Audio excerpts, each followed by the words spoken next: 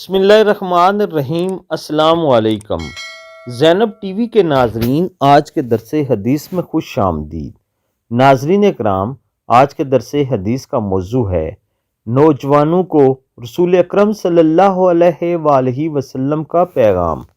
رسول اللہ صلی اللہ علیہ وآلہ وسلم نے ارشاد فرمایا، اے جوانوں کی جماعت، تم میں سے جو شادی کرنے کی استطاعت رکھتا ہو وہ شادی کر لے۔